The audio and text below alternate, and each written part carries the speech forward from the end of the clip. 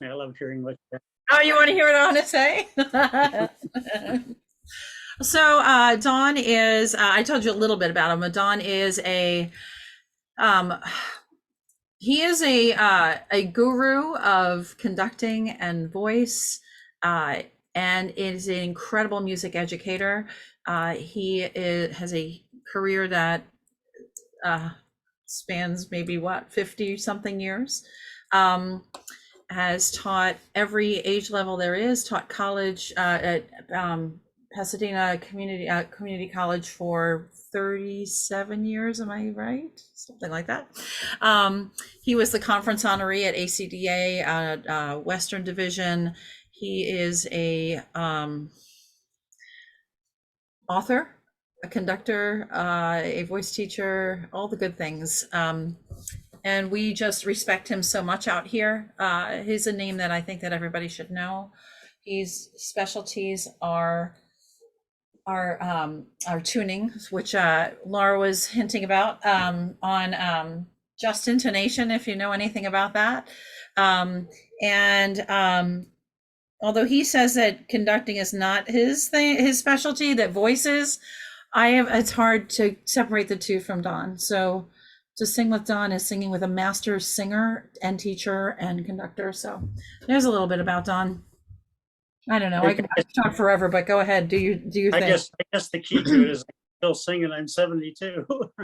Yes. So I really would like to hear your questions. This whole thread got started because of talking about raising the soft palate, which is something I heard a lot about before I studied with really good voice teachers. So y'all, And I'm not, oh, I'm sorry, I didn't mean to interrupt. Can you tell no, me go what ahead. thread you're talking about? Is it a Facebook post? It was on, this is, I'm a what is choir it? director. I'm a choir Okay. director. I haven't been on Facebook really since May, and so I've missed out. So I'll go back and Someone check it asked, out. how do you get women to raise their soft palate more? I believe it was, Okay. I can look up the exact question. It was, Well, that's essentially it. yeah. And so Don gave an answer that was very technical, and people were kind of all over him for not using layman's terms or, speaking the language. And so people got interested in what he had to say because of that. So Okay. take it away. Great. Thanks for the recap. Mhm. Well, and then I was a little snarky by saying it's good to use language because I think one of the things that gets in our way in communication is that we don't have a commonly held terminology, and we have a lot of metaphoric terminology that is BS. It's a personal take, and so my job has always been I have to franchise my students in a way that they can go to the next place and be understood and communicate. I can't just create such an iconic language arbitrarily to myself that only Don Brinegar can speak these words. So I think there's always a wonderful tension between the science of the voice. I mean, I don't say to a student, please move your cricothyroid. That's just being stupid. But I do know that if I'm analyzing the sound and I say there's an issue with the cricothyroid, that I have to come up with exercises and solutions and things to do that make that problem go away. So although I don't, to my own students, speak a very, what I would call technical language, I do speak a very precise language. And there are certain words I avoid. And one of those is lift your soft palate. And the reason is, it would be like saying to a pianist, before you address the keys, stretch your fingers, which would make them inflexible and make them incapable of doing their task because they require flexibility, they require independence, and they require interdependence. And all the muscles involved in the voice are of that same quality. What happens is that when someone hears a really good sound, let's say it's a kind of a spacey sound and a sound with a lot of range and color, the impression to one's ear is that they have stretched something internally, and they haven't. And in fact, if you will not stretch, you'll probably get more sound. Truth be known. So that's why I kind of jumped on the line and kind of said, please don't say that to students. because it doesn't hold any particular meaning. And in fact, the soft palate is active in all of the speech that we make. It's constantly flexing and moving. It's moving between the sounds that have to go through our nose, like and where the soft palate is actually down, not up. And it doesn't ever stretch to the fullest up, because that's just an impression of your ear. That's not actually the way the cartilage works. Yes. What kind of language would you use to help a student who you're trying to find that space with, rather than saying lift the soft palate? Okay, well, let's talk about the word space first. Can we talk about that? Yeah. When we hear let me use all the common words: free, open, engaged, expressive sound, we seem to think that that requires a great deal of space. It does not. It requires a coordinated space where the articulators work independently to work interdependently. And the movable parts are tongue, lips, soft palate, larynx, to a certain extent the jaw, lips. Did I say lips? All of those must work independently. Any of you remember when you went to your first piano lesson and they asked you to start moving that finger independently? Everything moved. And it took time to isolate that so it would move independently so that it could move interdependently. The soft palate, usually when you ask someone to move the soft palate, what do they move instead? They always move the tongue. They don't move the soft palate, they move the back of the tongue. And even they lift the larynx a little bit. And maybe open their jaw a little bit, but they don't move the soft palate. There's only one way you can prove that the soft palate is moving and open and close, and that's to go to from the French, the O with the line through it, the French be totally nasal, and then move it to a normal sound like this. No, I did not move my tongue. I did not move my jaw. I did not move my larynx. Although when you ask a client to do that, that's exactly what they'll do. So you have to isolate the nasopharynx. I use the O shape and I go, oh. Now, can you hear how it sounds kind of spacey? Yeah. But I'm making a very small space. It's not a big space. I'm just allowing the singer's formant, whole nother discussion, which is the ring of the voice, which gives the voice presence and loudness. For instance, I encourage my choirs to use the singer's formant because we can make an intense amount of sound without any effort at all by all getting the ring together. And the singer's formant inherently blends the voices. How about that? So by taking it out, by going, whoo, whoo, and doing hooty things on the guise of blending and taking the singer's formant out, you've now made it impossible to blend ah. Ah won't blend out of that position. So when we talk about space, we're talking about the appropriate space to receive the signal of the vocal folds. Now, here's the key thing. The vocal tract, that is the space between your larynx and your lips, is a pass filter, not an amplifier. It's where the signal goes through, and by culture, we shape that vocal tract to elicit the sounds that represent our culture. Hence, the first time you heard the Bulgarian women's chorus, you thought, oh my God, that's so tense. Well, it would be tense if you produced it that way, but I've been on stage with them and it ain't tense at all. They're about as relaxed as singers can be. They've just allowed all of the filters to be taken off and for you to hear almost a pure singer's formant. The same the way that the Broadway folks teach the voce di strega to the belt, to the legit belt. Very easy, non-invasive, no pressure on the larynx, no pressure on the chords, but it sounds like it. Sounds like it's just, you're almost yelling, but you're not. There has to be a reason these folks can sing 8 shows a week and not hurt themselves. And that's because they've mastered this technique. Now, when I move the sound from nasal to normal, what I am doing is I am lifting the soft palate. More exactly, I'm stretching the soft palate more like an octopus. Less this and more this. So it's not so much this feeling, or like people used to say to me, put a ping pong ball in there, or suck on an egg, or all those things which make shapes, but they make tension. They don't make shapes, they make tension, and that's the problem with them. They aren't really helpful. When And I the quickest when way- I first Go ahead. started studying with you, I remember I used to tell you that my soft palate used to always hurt. And that's because I was always, Trying to overextend well, it. yeah, like if this is my hard palate and this is my soft palate, this place like right here where they meet would actually hurt after singing because I was trying so hard to do this instead of this. Under the notion this. of creating space. And the quickest way to get the singer's Right. form in a Western culture sound is to hum on an O like this. Mm, Hear that very spacey sound and that kind of buzzy sound? That's the singer's formant.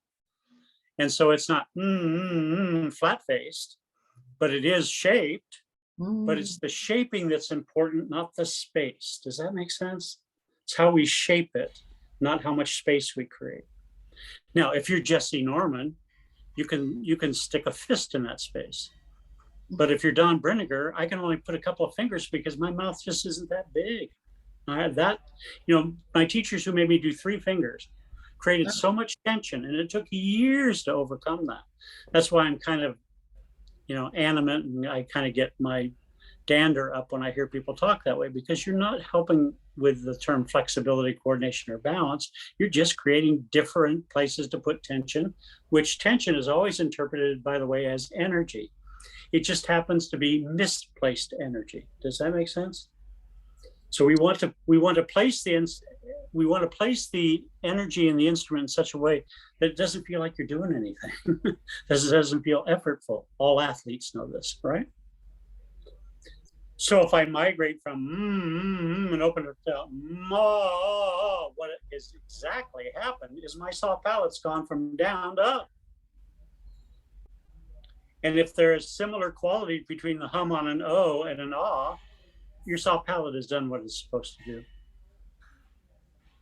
Now, does it have a great sensation? No, there are not enough nerve endings in it to give you a great sensation. But I can, by practicing the O sound, and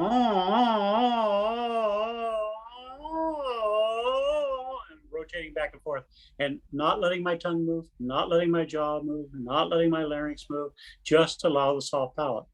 Some voice teachers back in the day, back in the 70s when I was studying voice, would not allow their students to take a lesson until they could prove they could move the soft palate independently, because they didn't want to waste their time. Because in the passaggio, that's what's happening, is the soft palate's doing a little dance with the signal. The pass filter now is reshaping. And so you're able to go from all those 3 sounds. That's what I call, by the way, the 3 martini tone. The ability to go from one vowel to another without a sudden change of color or resonance. Yeah, your young singers will go and you'll hear the drop of pressure, and you'll hear the engagement of the muscles, and that is essentially non-legato, not legato. So that was an elusive thing. I think I chased that idea for 10 years before I finally kind of went, oh. To solo singers, the movement between vowel to vowel is very little, not a whole lot. And you can prove whether you're singing pure vowels. I have a blog on this. In fact, I'll try to share my blog site with you before we go. If you want to prove that you're singing a pure vowel, let's start with E. How could you prove it? Well, E is 2 vowels. It's an oo and it's an E. The fundamental is oo. If you know the vowel triangle, right?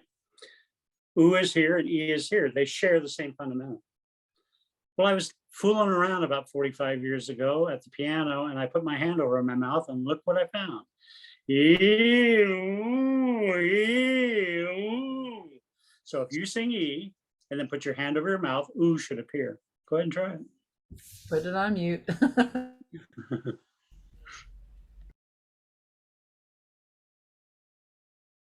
So if you get E, oo, E, oo, you know your E isn't pure because the fundamental of oo is not there.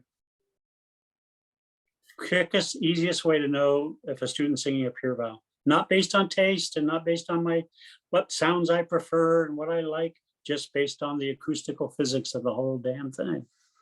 So if I go, and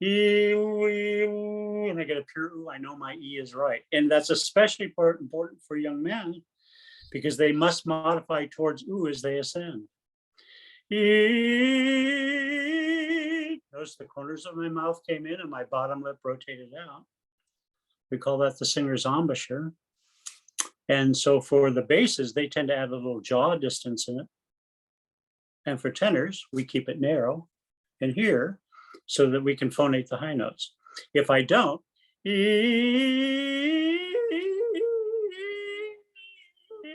notice at 72, I haven't forgotten how to do that. So if I get the pressure balance, and by the way, people I've used in my practice for 45 years, balloons and straws and things like that, but you have the only thing you need, your thumb, to balance the air pressure. So if I crack, I'm overblowing the air. But if I rebalance it by balancing the air pressure on my thumb, I immediately get a connected voice and the break goes away and it's a 3-second problem. So just blow on your thumb and balance the air pressure and see how high you start to go when you narrow the amount of air and you narrow the vocal tract. Try it. And especially with your young men, that's like magic. All of a sudden they get this balanced sound. And then I take the thumb away. And they immediately start connecting it through their passaggio. Show what happens with ah, Don. Well, let's get to A first. Okay. So E is ooh, A is fundamental O. If you look at the vowel triangle, you'll see the O sits right under A, right? Letter E in our language. So A should sound like O.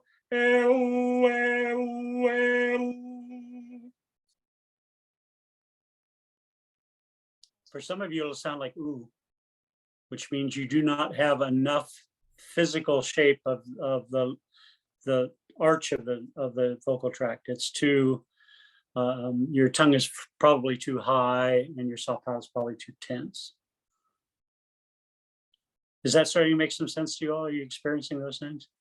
But here's the magical one. Have you ever had basses sing and they sound flat and you ask them to sing on pitch and they say they are? They don't recognize they're singing flat. Well, like the French horn, if the vocal tract is not shaped properly, the affect that comes out is flattish. So if I go, yeah,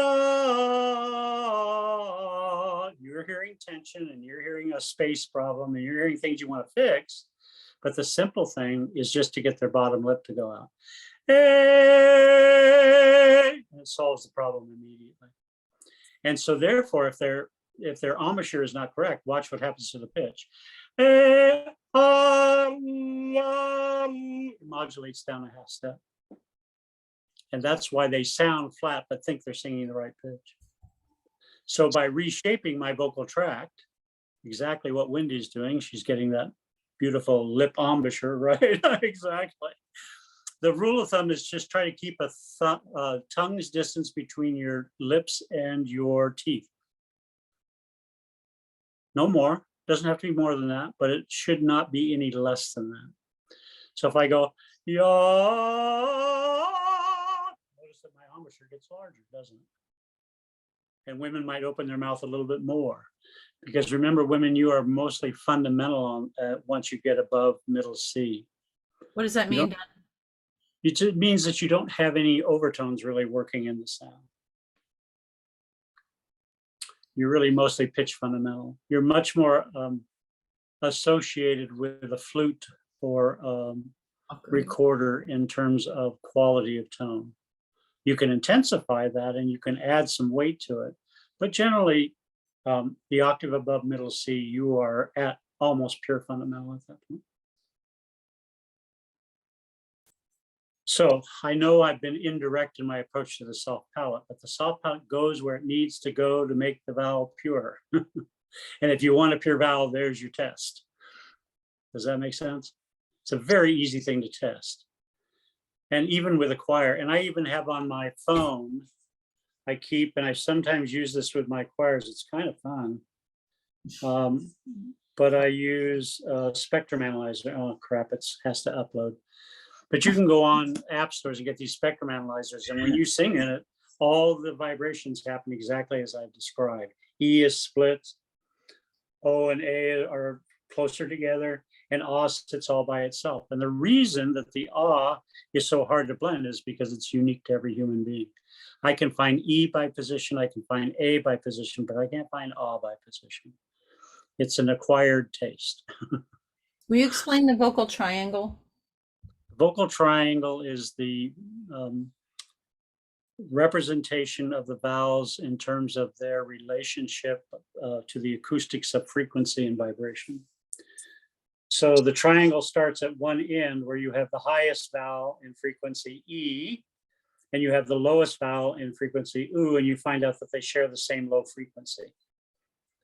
So whereas oo does not contain E, E contains oo. Does that make sense? So if I sing ooh, there's no E in it, right? Ooh, it'll just remain ooh. And if I go oh, it'll just remain oh. But if I sing E, my hand dampens off the high frequency. E, and you end up with the fundamental. Cool. Our ear blends those together. So as you go along the vowel triangle, you have, when I'll send you guys out my PowerPoint, it has the vowel triangle and it has explanation of it and that kind of stuff. But it's basically oo, E, O, A, and then ah. And the diphthongs sit in the middle. It's really interesting that most of the Scandinavian singers don't exhibit as many vocal problems as Americans do. And the reason is they've got the diphthong. The combined sounds, the OE thing. It's very hard to sing it wrong. Is the vocal triangle the same in each culture? Is it the same? The vocal triangle is a truth of science and it doesn't change. Okay. But if someone from another culture were to sing an A and their A was more nasal. Well, that's IPA. Then you have to go to the IPA charts and figure out what the adjustments are to make a sound in another language more authentic to that language. And that involves not only forming the vowel correctly, which is the vocal tract, remember, and two, inflecting it correctly, putting it in the right accentuation. Hey Don, would you please back up to singing women's voices at C5? How that is mostly pure fundamental. Like where do we just not hear the overtones anymore? Well, the voice box itself doesn't produce them. So it's a matter of, well, I guess I put it this way. If you want to sell tickets, hire tenors. What? Because even as they ascend towards the range of the typical female voice, they still retain color. Mm. But for the female voice, you actually start to lose the timbral aspects of overtones, but you get a very rich fundamental. If you look at the instruments that Bach used to accompany sopranos, which instruments did he choose most often? Oboe. Oboe. Oboe, violins, and flutes. Mm. Because they're more direct. They play more fundamental than overtones. Yes. Well, violins don't, but they are very complementary. Okay. The most complementary instrument to the male voice is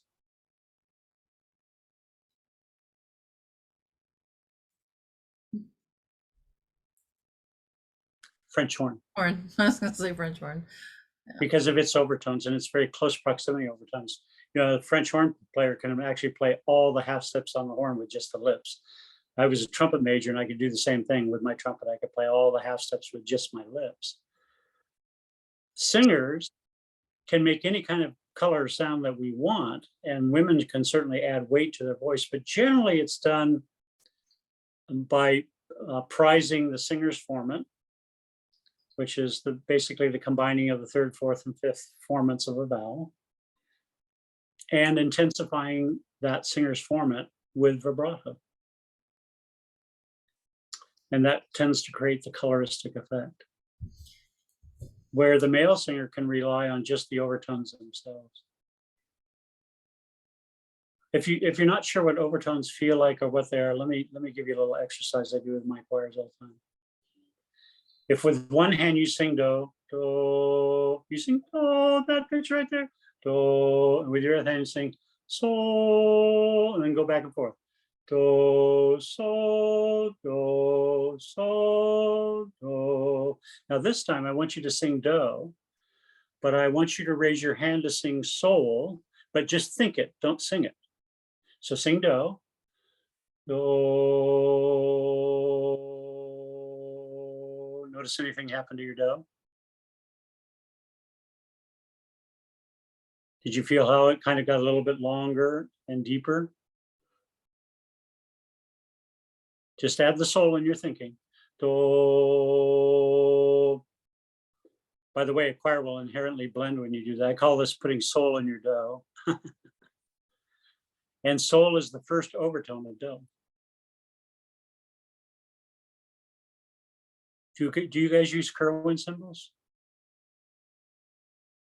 Okay. The meaning of those is kind of clever. Do, which looks a little bit like C. And then sol, which is the do opened up to the first overtone, thumb down, by the way. And mi, the in-between of those two, all done with this closed hand to open hand, right? Because they're all related in the overtone system. Look at re, it's also the open hand, but it's the 5 of 5. It's the soul of soul, which we call re. So to sing re properly, we have to go do, sol, re. I have to think of that re as being the next perfect fifth up. But let's look at fa. Fa is this, isn't it? And why is the thumb down? Because this represents the perfect fifth below do, not the low below sol. So here's your do, here's the perfect fifth below. So do, re, mi, fa is actually and it is not part of the overtone system of do. It never appears, which is why your students find it hard to discover, because there's no acoustical way to identify it, right? And then look at me. What's the perfect fifth below me? La. Again, thumb pointing down, fingers pointing down. Perfect fifth below me, not an overtone. So fa and la got those names because they are not overtones. And what about T? They're hard to sing. And they're hard to sing. And T is, look at that, do, mi, and there's the T. It's T is a complex consonants because it's made up of do, mi, and sol. Those notes all exist. So hence when you have a jazz chord, ba-da, ba-da, it just sits there, doesn't it? Because it's a perfect overtone of an overtone of an overtone of an overtone. Isn't that cool? And it feels so cool too. Really sexy stuff. But what about a scale? If I go do, re, mi, fa, sol, la, ti, that T just wants to go to do so badly. It doesn't sit and rest. So this is why there's always melodic things we have to think of and harmonic things we have to think of. And those two tugs and pull on our ear create the interesting things we love in music. But it's about contrast. It's about present, what's real, and what we have to construct in our head. So fa has to be constructed in our head as a perfect fifth below do, where sol is a perfect fifth above do. That was news to me, and I learned that in my 40s, and boy, was it painful. Because, you're kind of set in your ways by then, and I wasn't sure I wanted to learn anything new at that point. But I did, and it changed my world, and it changed the way I thought, and the way I conduct, and the way I teach voice. It just fundamentally changed the whole deal. So vowels simply are what? They're fundamental in overtone. So the higher we get, Laura, the less overtone we create, and the more fundamental and pure that vowel better be. How many times have you told your sopranos not to sing the word, but just sing an ah or Does that make sense? You just don't It- pronounce the word because they can't, number one. And two, it's painful. Painful to them and painful to you. So I sometimes have my sopranos not sing the word at all, but just sing an O or an ah up there while everybody else says the word clearly, and it's perfectly intelligible. Pretty much I start thinking about that, about E or F. E or F5.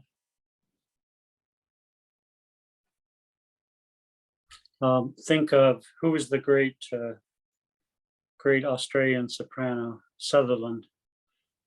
I mean, 3/4 of the time you couldn't understand a word she was saying. She was just too busy making sound.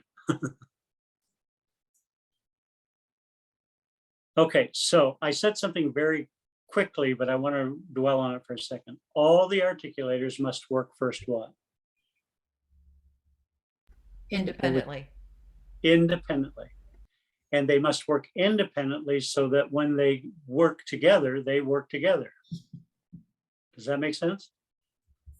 If there is any lockstep between two or more articulators, that's what we call codependency. We all know about that in life? Not at all. Hello? Codependency is not a fun deal, and it doesn't work real well because you can't ever join two things that are so intertwined and messy in their relationship that they can't sort out and keep their own identity. So the soft palate must keep its identity, and the lips must keep it, and the tongue and the jaw. Let me give you a jaw one that is, again, I tend to only use a few exercises because there isn't that much that is really extra helpful. But if you take your fingers and place it on your jaw like this and bite down real hard. Okay, now let that muscle go and push it inward. What did your jaw do and what did your lips do? Your lips went out and your jaw dropped. That's what's meant by a drop jaw, not opening your mouth. If you open your mouth like this, there's too much tension in that to sing well. So I have to learn to let that muscle just go zip. And now I have to say all my words with my lips and my tongue and my soft palate without using that muscle. Don't use that muscle. And that's will give space to the tone. And the biggest change in my singing with you is I used to think everything had to be this way, and now everything is lips, bottom lip especially, to extend the vocal tract this way. Yeah, all the European singers I was around that were kept doing this. I'm going, what the hell are they doing? Because we were always taught to go like Leo the lion, right? But in fact, that just creates tension. So if you want tension out of the jaw, just take this muscle and collapse it. Or sometimes I say, suck on a sour candy like this. You'll find your ah immediately, by the way. Ah! Your ah will pop right in if you get rid of that muscle. So Don, yes. are you talking about okay, so you said to clench my teeth together. Yeah, and then put my hands. Your hands need to be further back. Okay. It's back, way back here. Okay. And now you let that muscle go. Now notice your lips will immediately round out and become independent of the jaw. So you know how people talk about the space that opens up with at your jaw hinge? So you're not talking about that far back. You're talking about in front of that. No, I'm not talking about it starts with Z. That is S. What's the little hole here? It's the little hole in front of your ear. Yeah, exactly. I know the name and I can't think of it all of a sudden. But no, it's not that big. It's just making sure that the muscle that you would open your jaw with, if I said open your mouth, is not operating, but that you actually learn to drop the jaw, which means you let that muscle go. So when you said to like squeeze your fingers in towards your teeth, just encourage you to see the muscle collapse.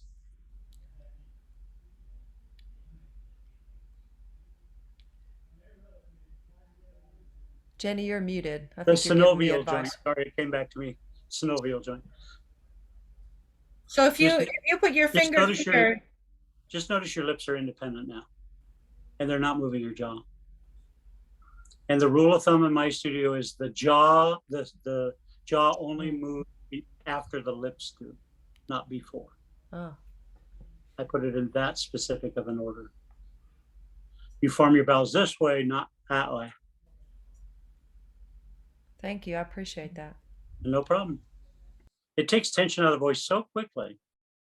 You'd be shocked how just much easier it is to sing. And I don't try to get too forward because there are important orbital muscles here that must work to make the lips work. So I have to make sure I'm far enough back.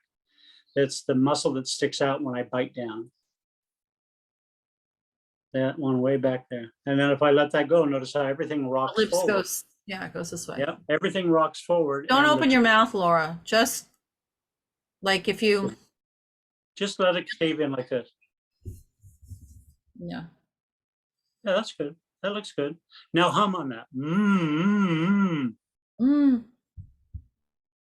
Notice you'll get a little bit more tone. And you'll get a much maskier feeling. Mm. But I Do you know- separate my teeth. Yes. Yes, Yeah, I don't keep them but clenched it's together. not because you're opening your mouth, it's because you're letting the muscle that holds the jaw up go. Okay. If that makes sense. I have 7 sounds I have my students practice, which I call vocal function sounds. They'll be on the sheet that I'm sending you.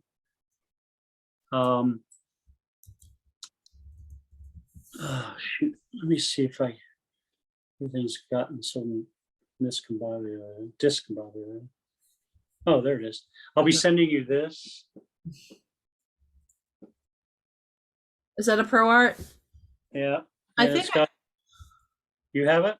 Yeah, I think I do. I have Good. several of them. Jenny, let me send this one to you and you can put it up in the chat room. Okay. I just sent it. How did you send it? I sent it through the message thing. It's still sending. It's a big file. Okay. Here's some sounds. Hum. That's for the orbital muscles in opposition to the jaw muscle we just identified. So notice that when you make the big O, what happens to that muscle? Caves in. Like you're sucking on a sour candy. V, like pull your lip out. I know none of you have ever pouted before. But it's lip to teeth and you're buzzing it. TH. This gets the back of the tongue to stop working. Your tongue is made up of 3 primary muscles. And this is the one we sing with. The one that we swallow with is the one that most people feel. The one that most people use to lift the soft palate. The one that most people have interfering.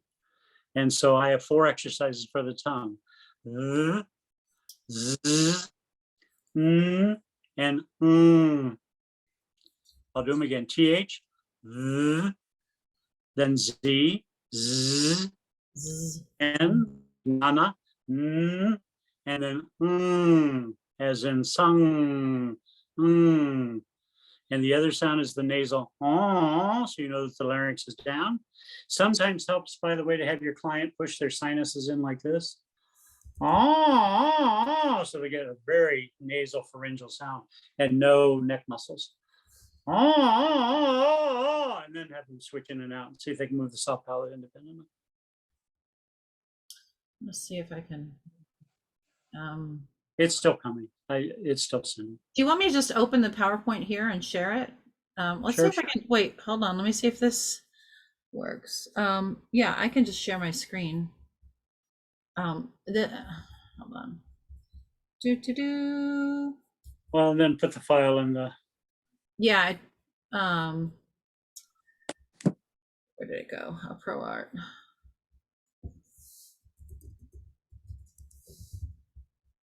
Okay. You have to tell me if this is the same one what you were bringing up. I mean, they're all.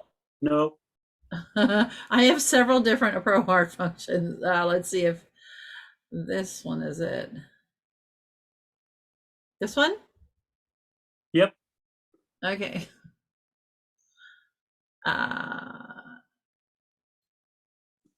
Do you want to go through?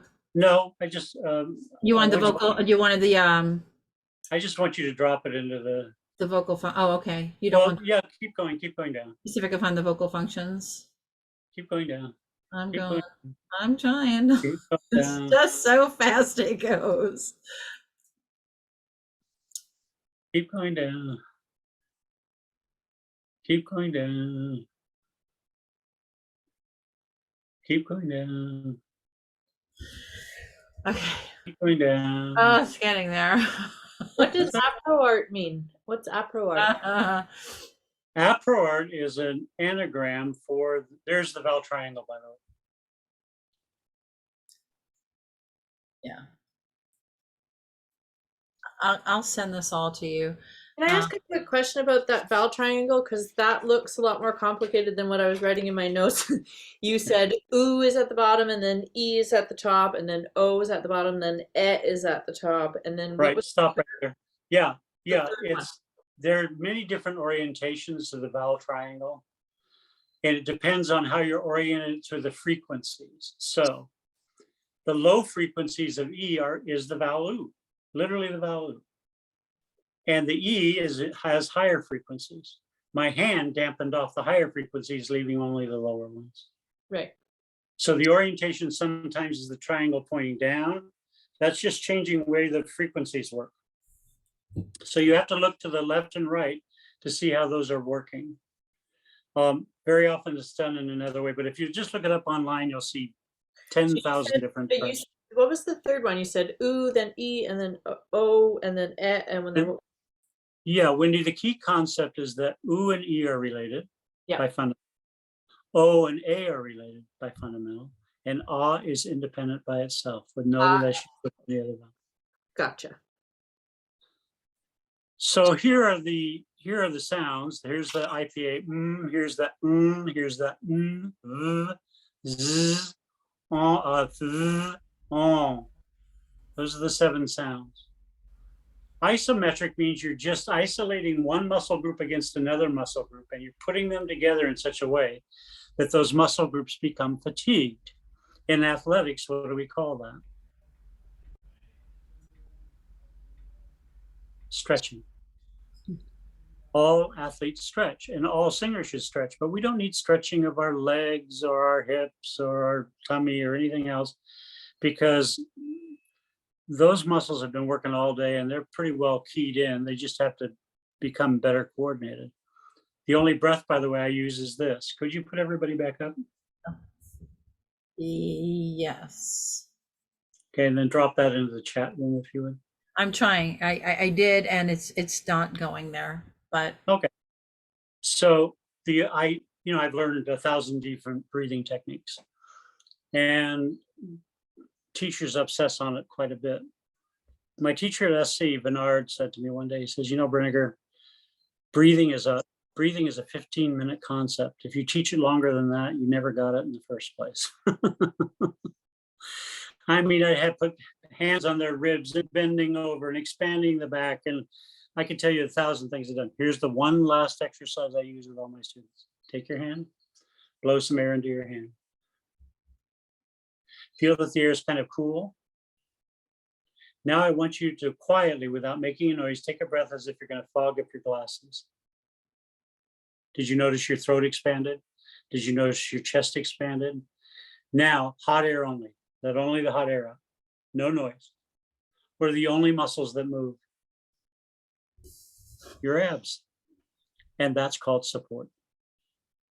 You need know nothing more.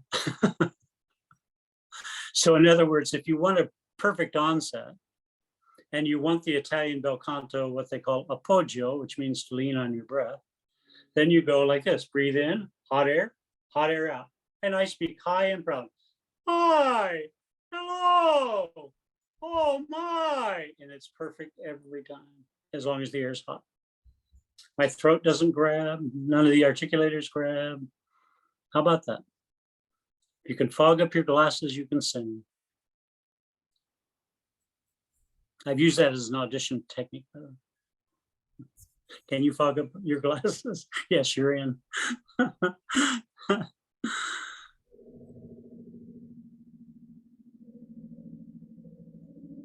So hot Don, air.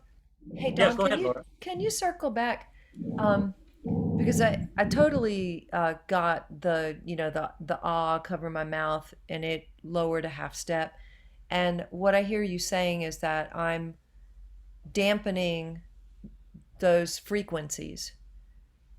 But if I'm not changing the fundamental, like I guess I don't understand how that pitch changes so much. Yeah, it's a really weird thing, isn't it? But that's what French horn people understand. If you put your fist in a French horn, it modulates down a half step and they have to transpose. Essentially, what you're noticing is that the length of the vocal tract is not correct. You do not see any professional male singer without an embouchure. They all have an embouchure. There must be a reason, and that's to keep the vowels pure. Yeah, yeah. Although my affect out here sounds like it's kind of on pitch, doesn't it have kind of a flattish feeling to it? Sound is weird. Yeah, doesn't it sound kind of flat or dull? And in fact, it's under pitch. But because there's enough overtone in that, for me, you don't hear it as being on off pitch. You hear it as being poor timbre. So the minute my hand goes over the mouth and the high overtones are gone, then the fundamental pitch is revealed. Yeah, and all along I've been singing a half step low. It's the only way I could ever figure out why my basses sometimes sounded flat, and I could fix it in a second by having them pout their lower lip out. The second they did that, the pitch rose. But we'll tell basses to lighten, we'll tell them to use less breath, we'll tell them to heighten, we'll tell them let's stop palate, we'll tell them all kinds of things that don't fix the problem. It's why it persists. So lengthen the vocal tract, you'll get more fundamental. Oh. Of the correct pitch. Okay, thank you. It's a hard thing to wrap your head around. Mm-hmm. Yes, like I do it, I hear it, and then I'm using the spectrogram, whatever that's called, to see where the spectrograph, yeah, using the spectrograph to see where the frequencies are firing up, and so I think what I hear you telling me is that if I lengthen the vocal tract by extending my lower lip, then I'm not changing the pitch, but there's more of those frequencies present that are above that help it be perceived in tune. Right, because our perception of timbre is the relative strength of the overtones of a particular note. And it's a trick of the ear. So many people, I think, listen to voices somewhat incorrectly, because I've taught you a lot of feeling things tonight, have I not? And they are required, that's the required empathy to listen to a singer correctly. I make my singers a bit nervous in their first lesson because they think I've gotten inside their heads. And they've come with several terms. I won't tell you what they tell me, but they think I'm doing some kind of mind, you know what. And I'm not. I'm just simply getting inside the way that the structure of their body is trying to create sound. And my gift is I can hear what muscles are operating and working, so I can identify them so quickly that I can get them to reorganize that balance and that coordination. And it's not based on me liking a particular kind of sound. It's me liking the voice working in its most coordinated manner, its most efficient manner. And therefore, if it's coordinated and efficient, it can be very, very expressive. And expressiveness is not something we lay on the music. It's something we reveal from the music. And that's a basic theory here too. Technique is not something that let me use a silly line. Where is love? I'm laying so much expressive garbage onto the tune that the tune can't come out. But if I sing, where is love? I think at the end of the day, that's more expressive because I'm more efficient. And if we believe music is what it is, and we understand the subtext and we understand the deeper meaning of something, that lies inside us in a place that can only be revealed by efficiency, not by us adding extra gestural garbage onto it. I believe this is the same thing in conducting, by the way. It's very hard to see how I'm getting the results from my choir unless you're standing in front of me, because from behind you don't see me doing much. But my hands are so incredibly empaths into the singing sound, that I have literally a gesture for every sound without making it cloying or stupid or silly, or it's just simply complementing the coordination of the sound. That's all. Yes, Okay, so I teach a lot of contemporary music, beautiful. and well, it's pop and jazz and folk. So how does this trend, like when you're going for a straight tone sound, or when you're going for a more speech oriented sound, or that that pop diction or anything like that, how does all of that play into this beautiful Yeah, ballet let me. sound? The master class example I give is Day by Day from Godspell. If I sing day, excuse me, day by day, day by day, it's so stylistically not right that the music doesn't sound good. So I can use a jazz style, day by day, or I can use a pop style, day by day, or I can use a musical theater sound, day by day. I can use all those elements as an aspect of breath management and diction. Hmm. It doesn't change the fundamental technique. A good fundamental technique is the efficiency of application of the breath to the vocal folds, and the vocal folds evenly vibrating through all parts of the range.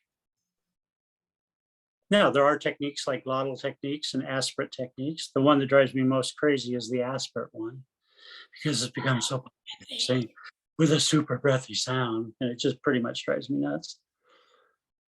But that's my personal preference, and if someone brings that to me, and I just am not their teacher, I can't promote it, because I do know that it'll lead to problems later on that only the surgeon can correct. Don, do you have a light nearby that you can turn on? You're getting darker and darker. And Okay, sunset. sorry. Oh, it's a way past sunset here. It's No, we're nightcap just- time. Yeah. There we go. Yay. Uh-huh. I'm back. Yay. Hey Don, So- if I were go ahead. singing in your choir, what would that warm up look like? I would start with a hum. Then I do 3 notes, which are isotonic exercises. Based on the theory that I've developed, we can sing any notes within a tritone within the same color. Every human being has 5 color areas. You have a low, you have an upper low, you have a middle, you have an upper middle, and you have a high. You have 5 regions of your voice. Each of them are organized by a tritone. So if you think the first exercise most of us go to is yaw, well, immediately you've switched in between 2 areas and you've now had to mix colors. So the reason that doesn't work is because you've gone over the tritone. So I do a That lot really of blew my mind when I first heard that from you. So I do a lot of 3-note exercises to make sure that there's a common timbre for all of them. Even if you're going over the bridges of the passaggio, and I neither vocalize too high or too low. I try to stay in basically the treble clef staff for the treble voices, and the bass clef staff for the lower voices. So I'll go. You're cutting out, Don. Yeah. Pardon? You're cutting out sometimes when you're singing. Sorry, too resonant. Sorry. And then I might go to the vowel and go me, using one of the vocal functions as a starting sound. How do you know Luke's Arumque by Eric? You know that? It's so Yes. hard to start because it starts on an L. Well, I don't start on an L, I start on an U. And no one knows. I did it at a convention, and Mike Scheibe came running and says, "How did you get that first L sound? I don't know how to do that. I can't get my choir to do that." And I said, "Because I'm not singing L." But you do sing an L with your lips out, though, right? You start with an course. ooh. Of course, but the problem is Ooh. your tongue on the L. What's it do to the back? You tense it. And it's that tension that creates the problem. So if I use the hot air breath, it goes away. So there are many different approaches. Then I'll start to speed up the exercises a little bit. Laura, I might go to a E, and then finally an arpeggio, ya. And then I like to do partner tone exercises, which is basically this, is that while you sing do, I sing sol, which is its overtone. While you sing re, I continue to sing sol. While you sing mi, I sing low do. When you sing fa, I sing high do, because fa makes do, but do does not make fa. Long story. And if you sing sol, then I sing low do, because it's producing it. It's all in that. Okay. And then Yes. if you sing la, I sing fa. The partner If you tones sing- are in that. If you sing ti, I sing sol, and so on. So I have Pardon. puzzled over that little portion of that page. I can't even tell you how long, trying to go, okay, do they sing first and then I sing? Do I sing? Do they sing? And am I above them or below them? So I've read it multiple times, but I'm like, oh my gosh, I just need You to sing it stand at the in same Samant's time. choir. We sing it at Okay. the same time. So if you Okay. sing do, Laura, go ahead and sing do. Do. Oh, no, actually, I'm literally below you now, right? So sing it Right. again, sing it in the proper octave. Do. Now notice when my soul came in, what happened to your do? I felt out of tune actually. Well, did you feel it move? Yes. Yeah, well, it's the movement that's causing you to locate the relationship. Can Yes, y'all see that's- that? That's the page I have puzzled over. Yeah, but I'm wondering if the other people can see it. Can you see the partner tones? Yeah. It's another way of saying that we sing better in tune when there are more notes. Wendy might know this from doing pop. When you get a good thick pop chord with some added notes, the singer always locates their pitch a little better. But duplicate the melody and the singer will never be in tune with the piano. Because the hardest note to tune is the unison or the octave. And that book is It's called Mark. Pitch Perfect Theory of Practice. Sorry. Don, when I was rereading it last week, I was reading in bed and I thought, oh my God, am I having a heart attack? Like I feel like there's an elephant on my chest. Like, am I just so stressed out? Oh God, oh God. And then I realized that it was that book. It was resting Oh, on my chest. It was resting on your chest. It's a very heavy Sorry. book. It is sorry. very dense with a lot of really amazing, mind-blowing thoughts. But you gave me a fright the other night. Well, the key to it, Laura, is, and this is what happened to me. I got handed the manuscript of W.A. Matthews' Harmonic Experience, which is born of. And the person that this is what happened. I was on a tour with my choir, and one of my graduate students leaned over and says, "You like things to be in tune?" I said, "Well, yes, I do." He says, "But you don't know what you're doing." And I went, "What?" They said, "You get there eventually, but you don't know how you're getting there." And I said, "I kind of feel a little insulted." He said, "Not meaning to insult you, you just don't have the information." Handed me the manuscript of that book before it was written. And I took it to bed every night and I read it every day and I puzzled over it and I was confused by it. But then I heard it. And I realized that when I played do solo at the piano, it was not the same as I sing it. And that do mi was not even close to being the same as the piano. But I never really heard it. You know what I'm saying? It wasn't in my bones. And then all of this got in my bones. So the partner tones will get there when you're sung correctly.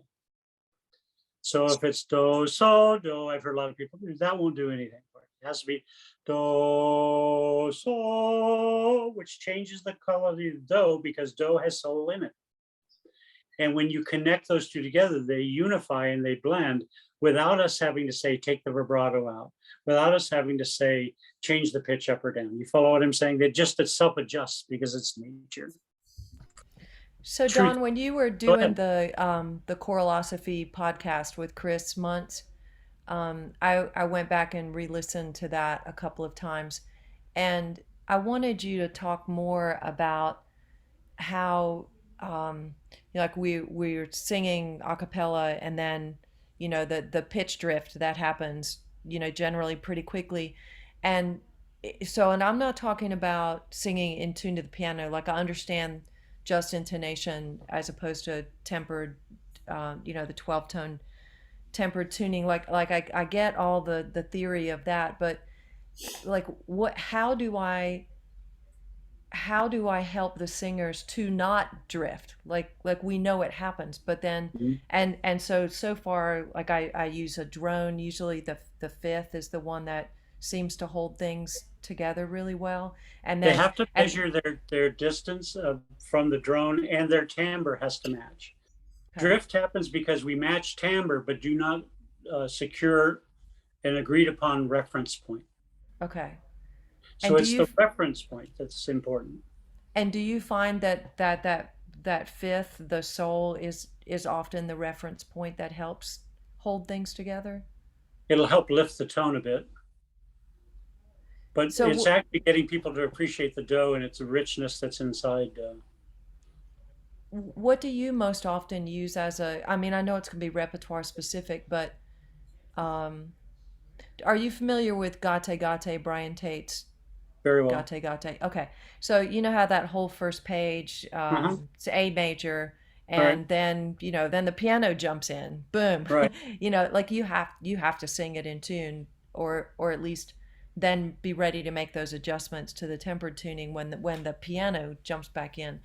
But Correct. so it seems like the place that's going flat all the time is when it's dropping down from the A to the E, when it's going Right. Right. gate gate right Because there. they need to learn to sing it gate gate, and then Okay. the other singers go gate te and match the octave, and then you'll find that the downward fourth gets a little bit taller because they're thinking of the perfect fifth thumb. Gate gate, as opposed to gate gate, they're already drifting Mm-hmm. because they've Okay. not only lost reference to the A, but they're now losing reference to the E. So they're constantly expanding the interval downward. So hold an A, D, have one group go D, D, D, D, D, D, D, D, while the other groups D, D, D, D, and they'll find they sing a shorter fourth. Gotcha. I hadn't thought about using that opposite Use octaves movement. to really help. Yeah, Yeah. the opposite direction of its true direction, But because Okay. but do 80 people is just really assume that it's going flat because you're going down as opposed to going up? But that's really not what it is, right? Like we just think that because it's going down, we're dropping too much, like we're putting too much. You'll hear, well, right? yeah. But that's not what it is. It's really at the end of the day, my friends, musicianship. That people rely on their kind of what I would call lazy technique and their ability to kind of approximate pitches, and they approximate areas of pitches, but they're not really thinking musically. Because, and the other thing, by the way, that's a conducting issue. Mm-hmm. I conducted gate. I don't conduct it gate, which Mm-hmm. aids and abets. I Mm-hmm. lift it gate gate d d d d. I go up, not down, because that's its true relationship. Gotcha. Does that make sense? Yes, that Let me twist your brain a little bit more if I haven't already. oh boy. I feel my heart beating hard. Yeah, y'all need a break. No. My graduates call this big head. Their brains start to go because it feels like it's being stretched. When you do well, let me sing some scales for you. Tell me what scales you think I'm singing. So if we all agree on do, and I'm going to sing hold do inside your own head, or sing it out loud, actually would be better. Do, re, mi, fa, sol, la, ti, do. What happened to your do? Went up flat, or It went yeah, went flat? up a half step. No, went up a half step. It feels like it was going sharp, didn't it? Yes. Mm-hmm. Right, perfect.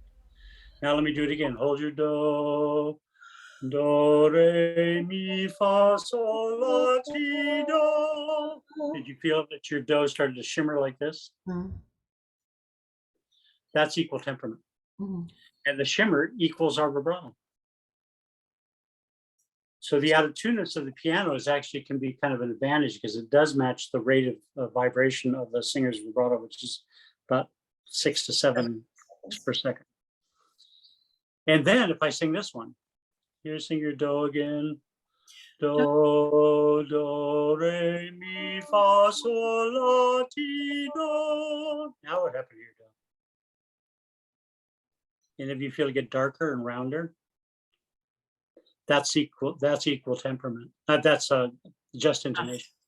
My mi is low, my la is do, low, my ti is do to piano, but absolutely right in the center of nature. So see if I sing do again. Do, re, mi. Notice your do feels like it wants to stretch. That's tuning by perfect fifths. Pianists love that. Violinists love that. Jazzers love that. Barbershoppers love that. That rather sharp mi. Here's another one. Do, re, mi. Feel how your do is doing that? That tells you you're always in equal temperament. But if I go this way, do, re, mi, notice that makes your do almost elongate and get kind of very fuzzy inside.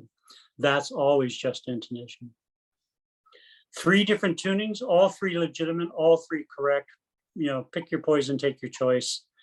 But your Laura, you said the most important thing. They have to do ta pa ta pa pa pa pa pa, and then the piano comes in. So they have to learn to sing da pa pa pa na pa pa pa pa, because that's just a ba pa pa pa is piano. It's 2 cents flat. And so you have to teach them to sing the 2 cents flat or adjust the measure before so that when the piano comes in, it's not a shock. Now the fundamental may not be a shock, but the timbre will be a shock because it'll sound like it's out of tune because they've been adjusting to nature and they got to learn to do it by the arbitrary of those beats. So if you can get them to go do, re, mi, fa, sol, la, ti, do, that'll match any piano anywhere, and piano will be a happy camper.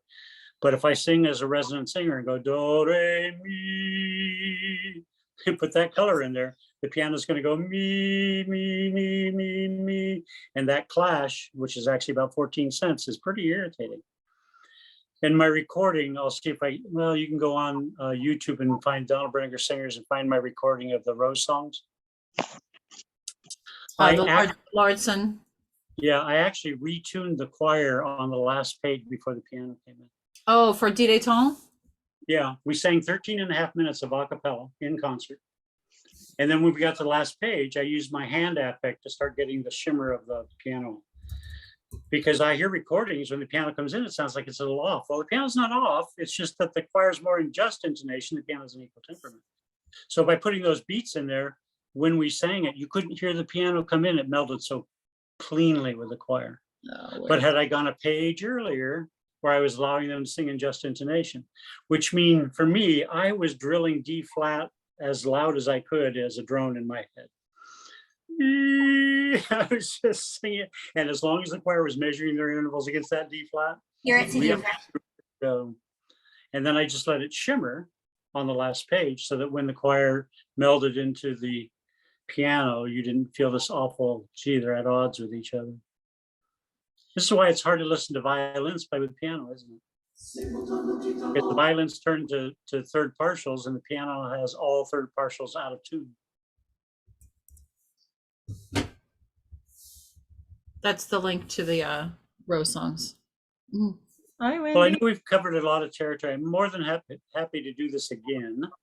Thank you. Thank you. I really appreciate it. It was informative. I learned a lot. Thanks for your time. Good. Thank you. Thank you so much. And like I said, here to serve. So if I can answer any questions or be helpful to you, don't be afraid to ask. I'm retired, so I got time. You're so not retired. You should hear what his retirement schedule is. It's ridiculous.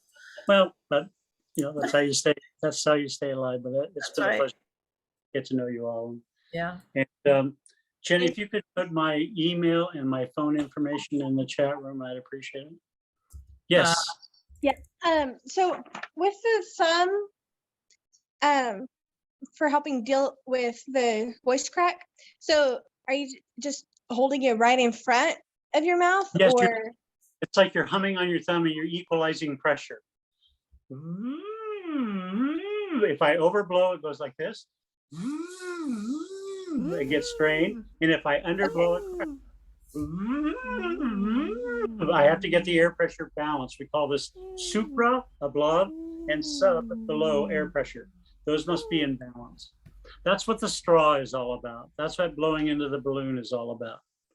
Those are all just simply breath balancers. Singers that sing in the big rooms don't use as much breath as you think. And they don't use as much breath as you hear. They actually are very efficient. So that when they go, yeah, that just takes a sip of breath. Now, if I can get more energy into that ring by adding more breath, I have to actually then, like whistling, get more efficient. Because think of when you want to sing loud, whistle louder, you don't blow more air. You actually close the aperture more and you back up and build more air pressure. And that's what the great singers have mastered and learned to do. And in bel canto, they call that singing on the appoggio.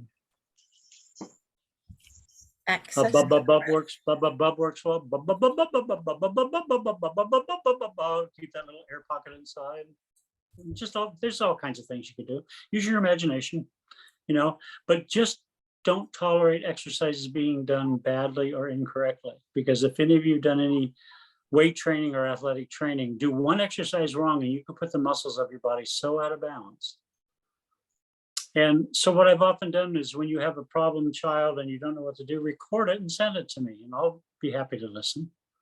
This is what's going on. This is what the problem is. How can I solve it? And that diagnostic ability I have is pretty on point. But I have to make sure that you hear it and that you feel it and that you see it. Because if you can't as a teacher, then you can't help the client. All we're doing is making up stuff. Do any of you teach young changing voices? Tenors and basses? You do? Okay. Don, I'm going to ask you to do two things really quick, if that's okay. Really quick. Sure. Please explain how to get people, or it doesn't even have to be boys, but anybody to explain why people don't match. Talk about rainbow ears. Talk about why people don't match pitch. Well, I walked into a classroom when I was 21 years old to do my student teaching. And the students were singing beautifully. It was a wonderful classroom. And so I said, may I join you? And they said, sure. And so I started singing with them. And all of a sudden, half the room started not matching pitch. And I went, what the hell just happened there?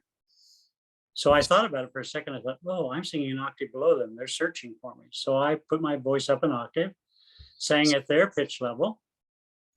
And all of a sudden, everybody was back on pitch. But I noticed that I couldn't sing with the fullness of my tenor professional voice, which I was already singing professionally. I couldn't go, Mary had a little lamb, because they'd immediately stop matching pitch. I had to go, Mary had a little lamb, little lamb, little lamb. And even better if I went, Mary had a little lamb in falsetto, because falsetto is pure fundamental, no overtones at all.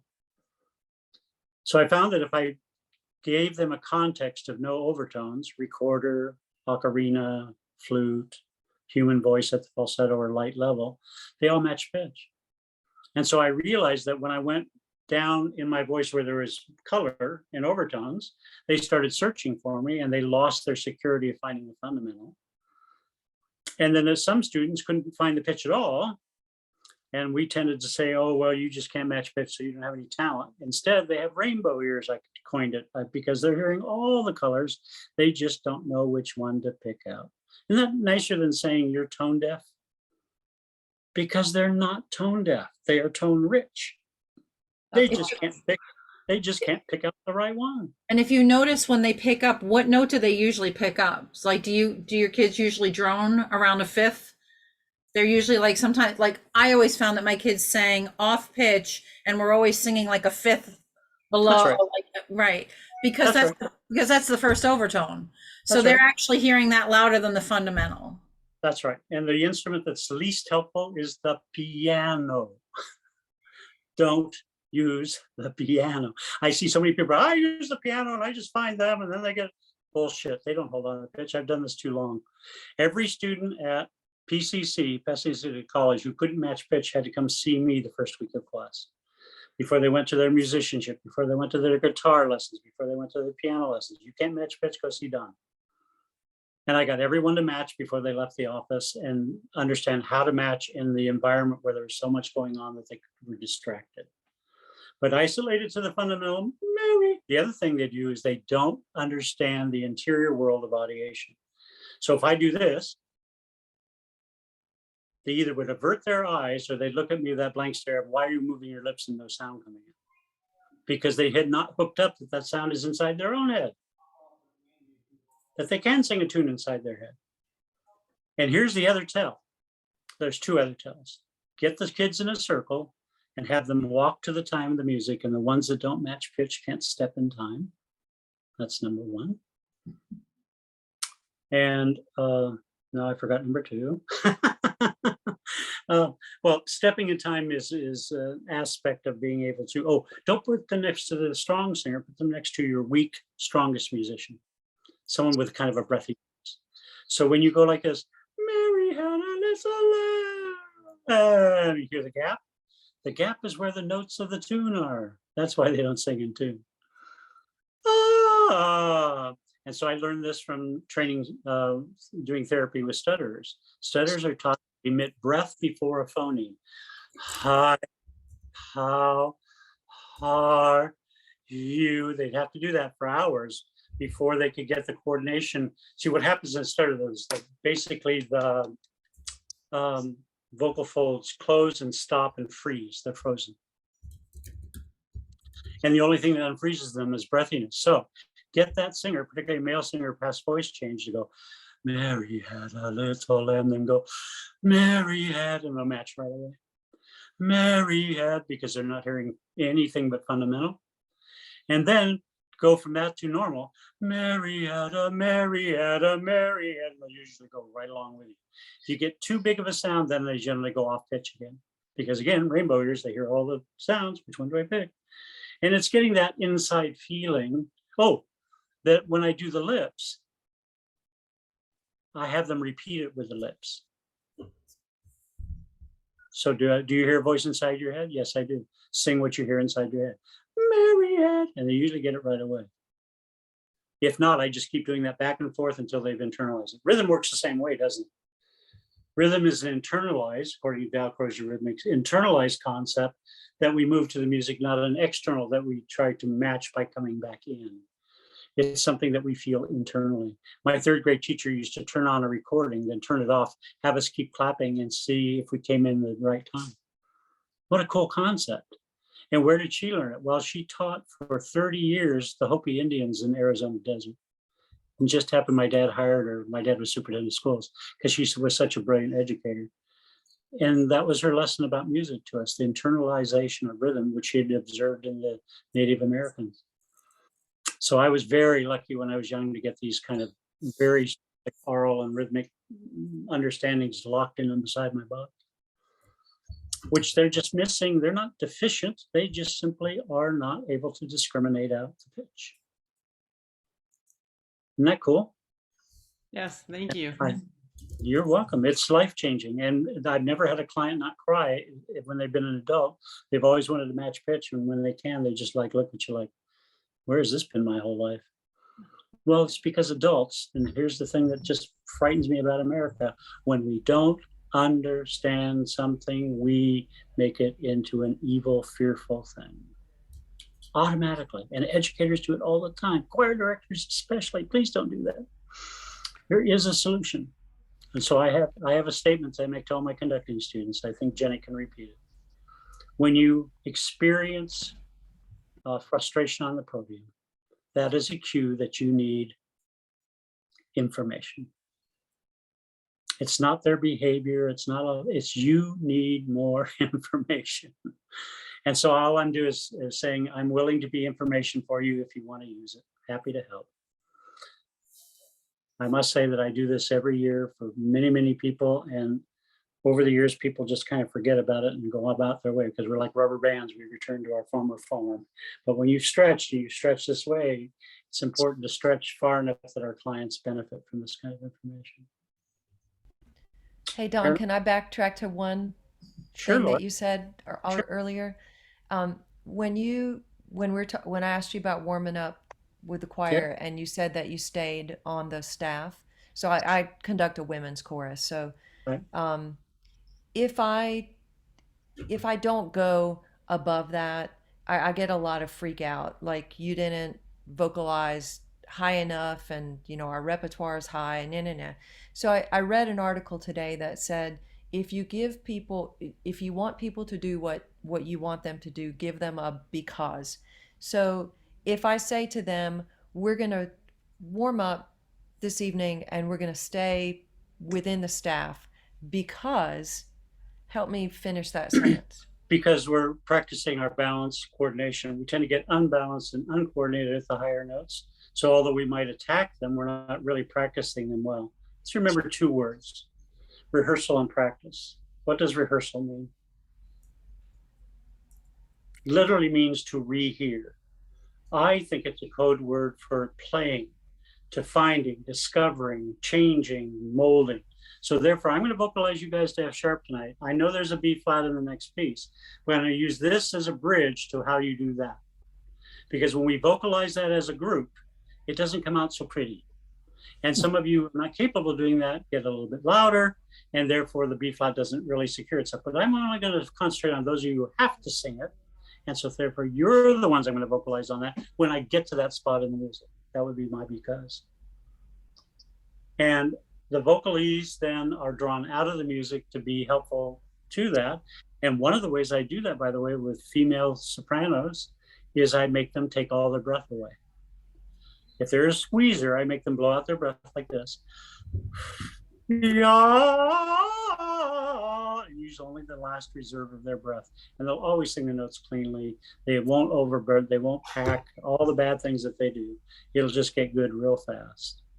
Okay? Wow. Thanks And for the because. well, and the because is about I'm promoting balance, coordination, and the other issue is really more musical. So when we get to that musical spot, I'll teach you a way to sing that. That's based on these vocalises. But let's remember, the voice does not need warming up. It lives all day long in 98.6 degrees. What you need is a reminder of how to coordinate the voice. That's really what you're doing. You're not warming anything up, you're coordinating things up. Now you have to say what practice is. Oh, I'm sorry. So rehearsal is play. So when you go to a lawyer, what does it say on the outside of their office? This is the law practice. When you go to the surgeon, this is a surgical practice. Why do they say practice? Because that means to do over again that which you know how to do. It is not a rehearsal. It is not discovery. It is not trying out on your body or trying out in the courtroom. It is, I have the knowledge to practice. So practice happens when you have the secure knowledge of what you're doing. So we tend to say, go to the practice room. I say, go to the rehearsal room or go to the playroom. Plays a big factor in my teaching. If you don't know how to play, my world will be very uncomfortable because we play and laugh and discover and try things, because really sometimes the more absurd it is, the easier it is to find. This is kind of a nuts and bolts question. I'm back to that page in your book that I've puzzled over, singing the partner tones. Uh-huh. So is the chorus singing on solfege, the solfa syllables, and then what are you singing? I'm singing the solfa partner tone. Okay, so everybody's using solfa, so you're not trying to be on the same vowel or. That's right. And I like sometimes will appoint a really good musical student to do the partner tone. Okay. So I can sing with the choir. And then knowing that the oo has the fewest overtones, do you tend to vocalize the ensemble on an E so the overtones are present, or do you find that they tune better when there are fewer? Do they tune better on an E or an oo? The women will tune better on an E, and the men will tune better on an A. Okay, and it's because they can lock into those overtones. Right. Okay. Right. It's both about anatomy and vocal I just found that A was my gateway to finding all the other vowels. That I go E and I push it a little bit. But if I go I can do that immediately. But then if I go to I just didn't get there. So I had to learn how to readjust that. And So are you using lowercase e in IPA? Is that the vowel that you're talking about? A for the men, which is lowercase e, and I for the ladies, which is lowercase I. Right. Okay. Okay. IPA Italian, essentially, right? Can I share one more thing and then we'll say goodnight? Did you see what I put in the chat? I did. Okay. Y'all gonna have your mind blown. Oh, yeah, I This- know the air keys. This will blow your mind. How long does it take you to teach the major keys? Circle of fifths. Circle of fifths. Kids look at the circle of fifths and it's just a big sigh of, oh my God, look at all that information, right? But what they don't have is a connection between numbers and letters. So I found a way when I was learning them myself. I was 17 years old taking a test and I couldn't remember all the keys, but I started writing them down and realized there's something kind of cool that happened. You all have to do the thing with me. If you make a C, turn it into a 0. So draw a C, turn it into, so C has what? No sharps or flats. Draw a G like the treble clef G, one stroke of the pen. G has one sharp. You have to say that. G has one sharp. Yeah, don't do the little line. Just do one circle of G. There you go. Yeah. So G has one sharp. Now draw a capital D. 1, 2. D has 2 sharps. Now draw a capital A. 1, 2, 3. A has 3 sharps. Now draw a capital E.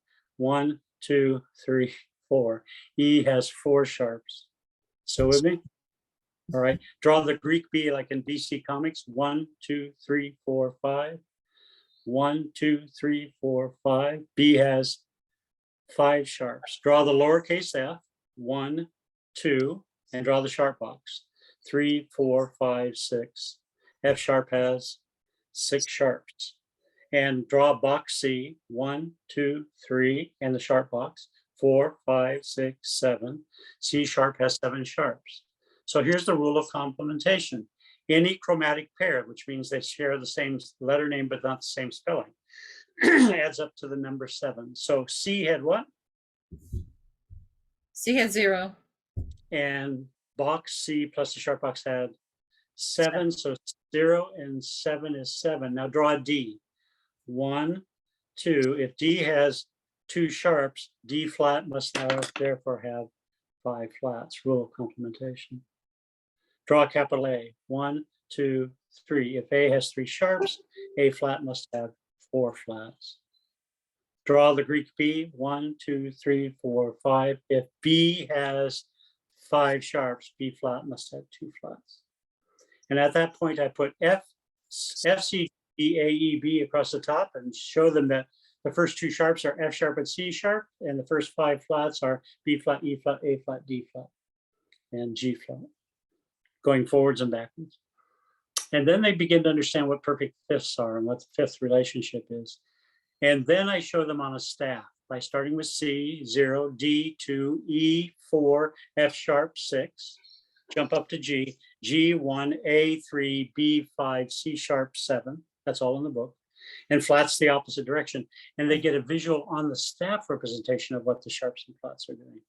And then you could start going into the deeper relationships, but then they get the math out of the way, right? So what's the letter I do with 4 strokes? 1, 2, 3, 4. So that's E, therefore E has 4 sharps and E flat has 3 flats. And that's how I practice it with the kids. And by the end of the week, they can all do their key signatures flawlessly. Where it sometimes takes months to teach the concept because they're memorizing all this, what seems to be unrelated information to their ears, not to mine, but to theirs or to you. Helpful? So helpful. Oh my I goodness. call them air keys, like air guitar. And so I'll just randomly say, everybody draw A in the air. 1, 2, 3. How many sharps does A major have?